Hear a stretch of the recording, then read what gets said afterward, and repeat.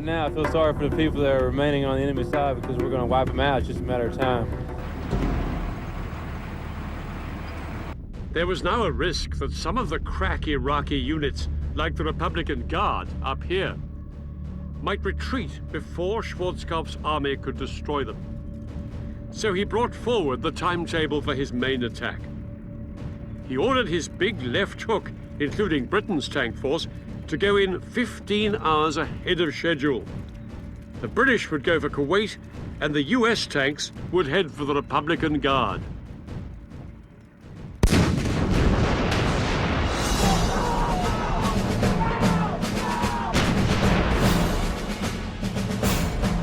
"10 hours into the ground war, at 2:30 p.m., British and American troops began a massive artillery barrage onto the Iraqi positions in front of them.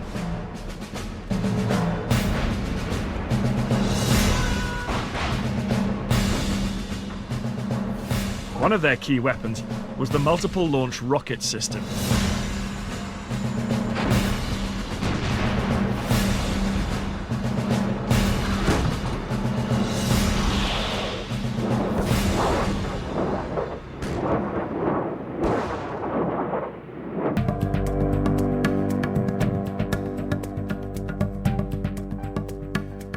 As the artillery died down, more than 150,000 coalition troops and over 1,500 tanks began their advance.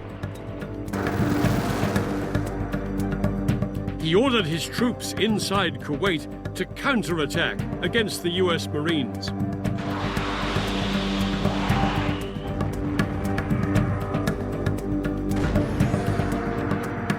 But they couldn't match the Americans' firepower, nor halt their relentless drive towards Kuwait City. However, Saddam still had one last sting in his tail.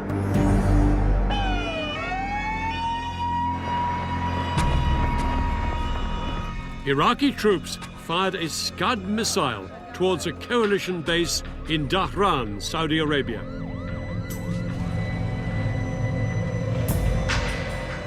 The resulting explosion killed 28 Americans, and 100 were left wounded. These ambulances has to go up there. It was their biggest single loss in the war so far.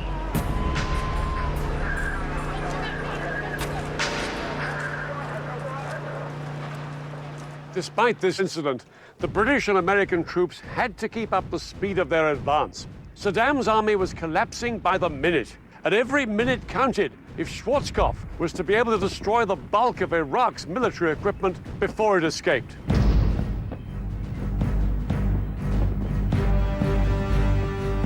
Schwarzkopf's main armored thrust had swept across 100 miles of Iraqi desert west of Kuwait and closed in on Saddam's elite Republican Guard. Finally, at 4 p.m. on the 26th of February, they came face to face. The gunner in the lead American tank quickly fired off a shot at one of the Iraqi tanks.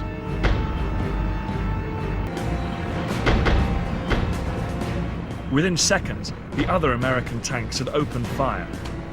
In just a few minutes, the Republican Guard's position had been obliterated.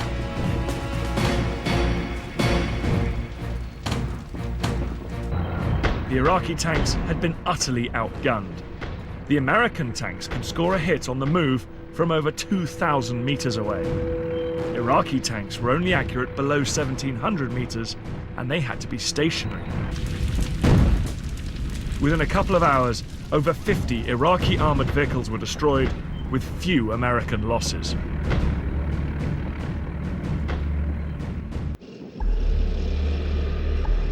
It looked like the Americans now had the Republican Guard at their mercy. But something had happened inside Kuwait that would help save them from destruction.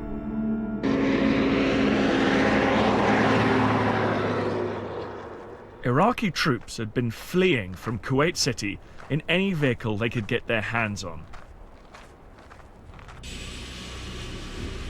American commanders were determined to stop them. It led to one of the most controversial episodes of the war.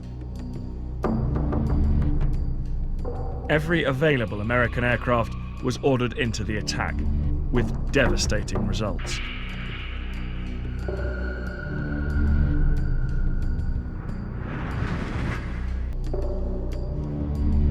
An estimated 2,000 vehicles were destroyed. Only very few of them were tanks or armored personnel carriers. Most were civilian vehicles stolen by the Iraqi army as they fled Kuwait City. Nobody knows how many hundreds or thousands of Iraqis died in the attacks.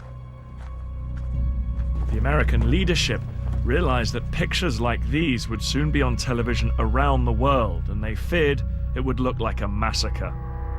This would become a key factor in deciding when to end the war.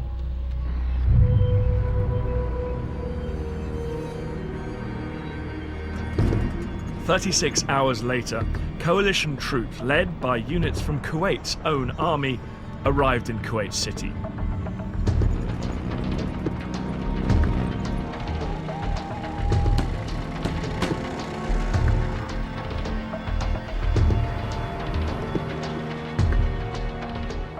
The streets soon filled with vehicles as people celebrated the end of the Iraqi occupation.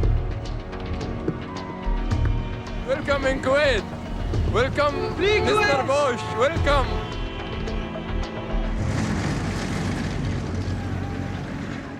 Alongside them were They don't have any civilization. They kill not by guns only, by torturing. They brought them over here in this place, and they just shot them and killed them and left them for 5 days, just like a garbage. They want to put name Saddam in my hand, and they tell me to remember it even you are an old man.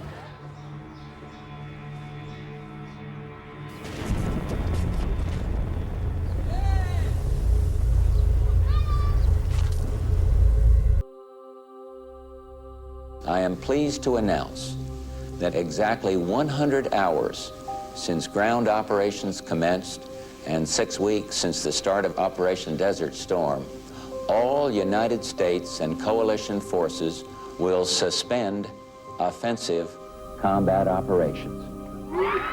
The Gulf War was over.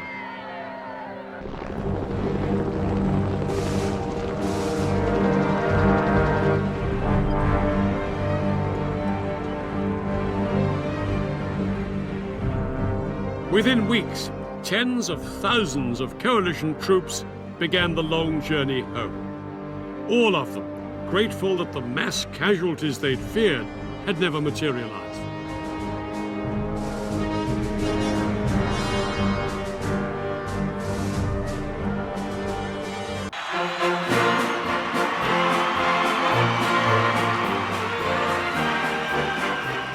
Schwarzkopf and his men returned home to a hero's welcome.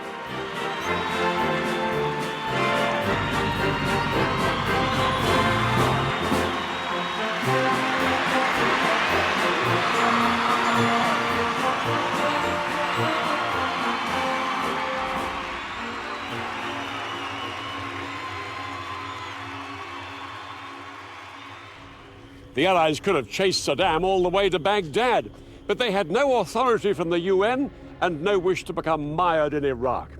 Instead, they hoped that Saddam would now be too weak to be a threat.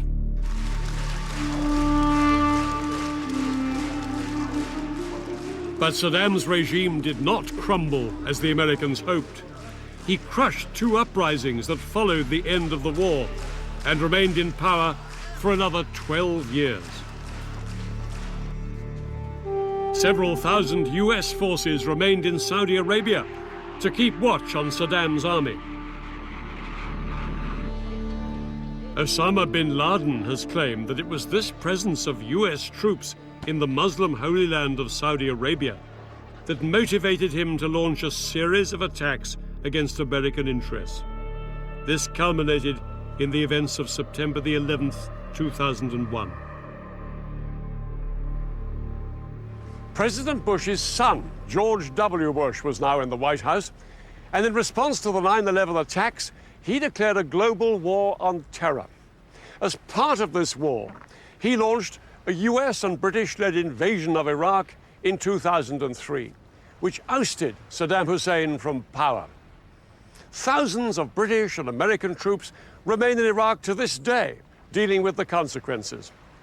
No one knows when they will return home.